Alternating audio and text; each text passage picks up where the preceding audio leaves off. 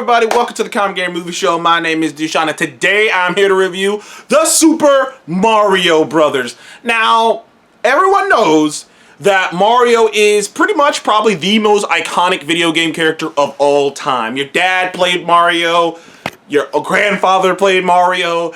He's a game franchise that's still going today. Mario Kart, Super Mario, Mario Party, Mario Maker. I mean, there's a lot of Mario games, and he's a staple of the gaming world of the world and all. Everybody knows his theme. Do do do do do do do do do do do do. Everyone knows it. Mamma Mia. It's me, Mario. Everybody knows this character. So it's funny because he's the biggest video game character in the world, and you would think that Mario would be the first one to get a game out, to get a movie out, to get an actual good video game movie out. And in general, video game movies have had a tough time. Sure, there has been some success with obviously The Last of Us that just came out, which was a fantastic show. And obviously there's been some success with The Last of Us. There's been financial success with even Sonic, the Sonic movie. There's been some successful ones. There's been some interesting attempts. But video game movies in general are still a work in progress. They're still trying to find that big thing.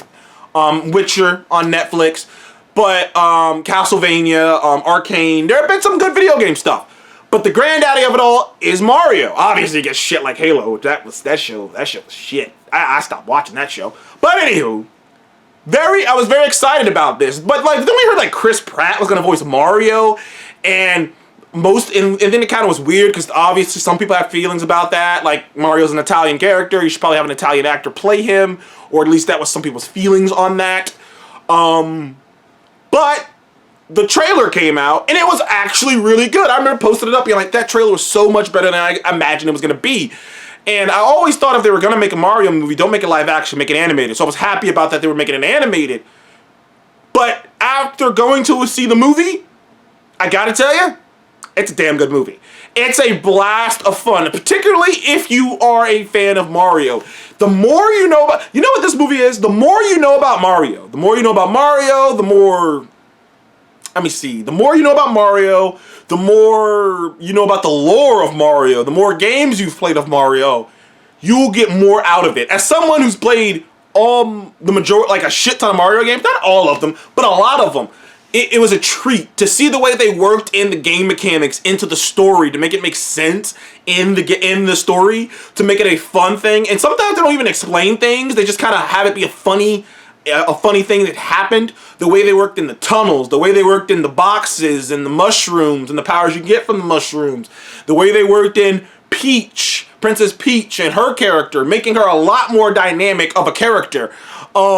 But the best thing they did, and one of the coolest things they did, was making Mario and Luigi normal people from planet Earth. From just Earth. Mario and Luigi are just two brothers together. The Super Mario Brothers is the name of their plumbing company, of the company they created together, a plumbing company, the Super Mario Brothers. So their last names aren't Luigi's last name's not Mario. It's just they call the Super Mario Brothers because that's the name they came up with. And the idea that they're just these plumbers in Brooklyn, dude. They're these two Italian brothers in Brooklyn.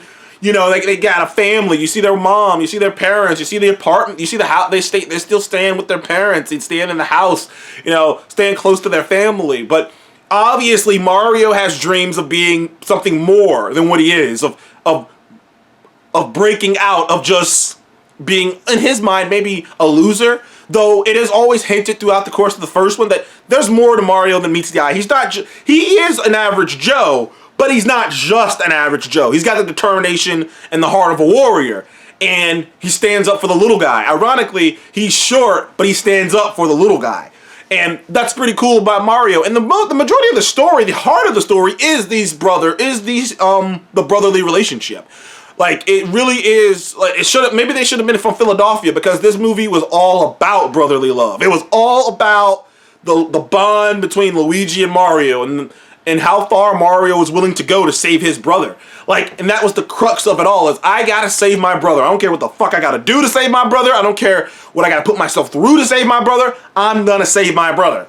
And It made for a very compelling. Also, Chris Pratt did a great job as Mario. We were worried about his voice. We were worried about how it was going to be. And you can tell it's Chris Pratt. It's Chris Pratt with an Italian accent.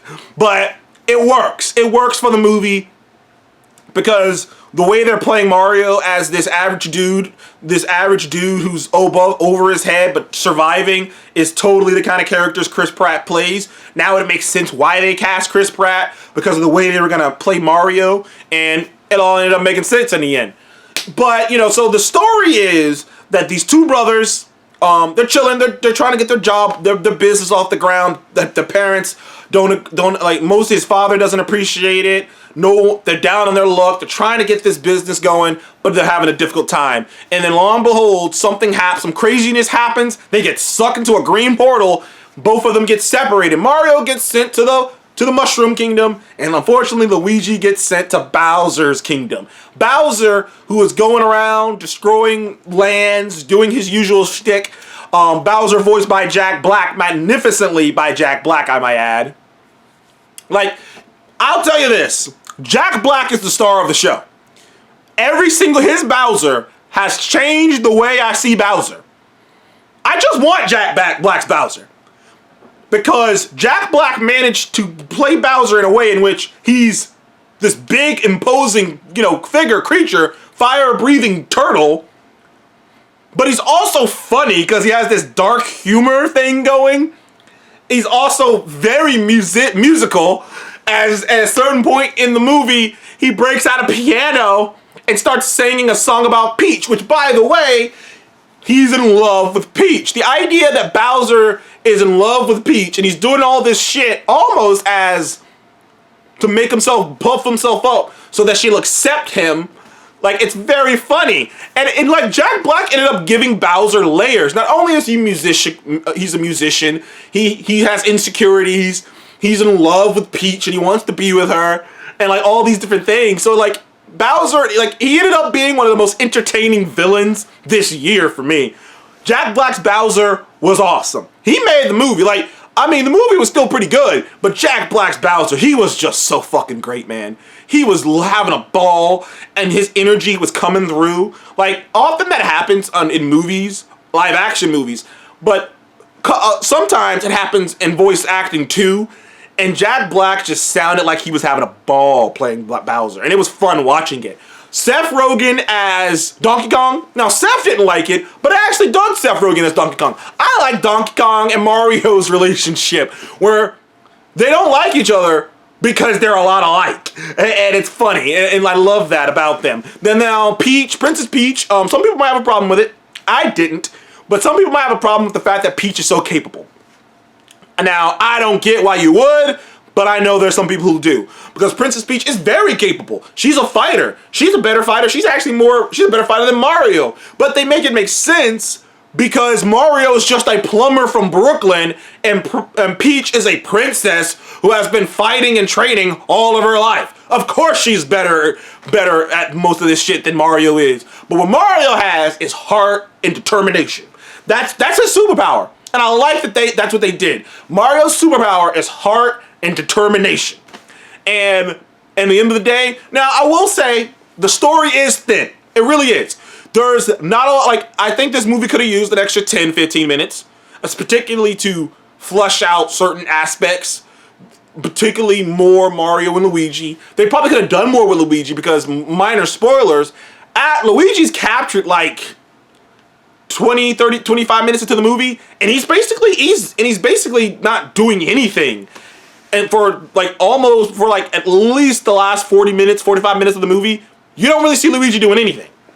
So, there could have been more time put on Luigi. There could have been more time put on Mario's training. Maybe there could have been a little bit more time inside the Donkey Kong Kingdom. Like, there's a lot of things. There's a few things that could have used more room to breathe. The movie moves too fast at times. I mean, it is moving. This movie is moving like a fucking train. It's going. Like, you sit down, it's going. The movie is just chuck, chuck, chuck, chuck, chuck. It's going. It's sprinting, man. The movie is sprinting to the finish line. So, like, it's over, like, before you even know it, which is a good thing. You enjoy the movie, so it moved fast, but it moves fast, and I even noticed it was moving fast. So, the movie isn't perfect, But I would still say that as a family movie, this is like a 10 out of 10. This is a great movie to take the kids to go see. But as a fan of Mario, it's an 8.5 for me. As a movie, it's an 8.5. The animation was beautiful, well done animation. The voice cast did a great job. I love the way they worked in all the video game mechanics. There's a couple sequences that are straight up side scroll, where the camera turns side scroll so that you can see it kind of like the video game. But they managed to make it feel real. You know what I mean? It wasn't just, everything made sense. Everything came together. I enjoyed the fuck out of Super Mario Brothers. Anyways, thank you guys for joining the Comic Game Movie Show. Please like and subscribe, and I'll see you guys on the next one. What did you think of the Super Mario Brothers? Love this. Love that movie. Anyway, thank you guys again. See ya.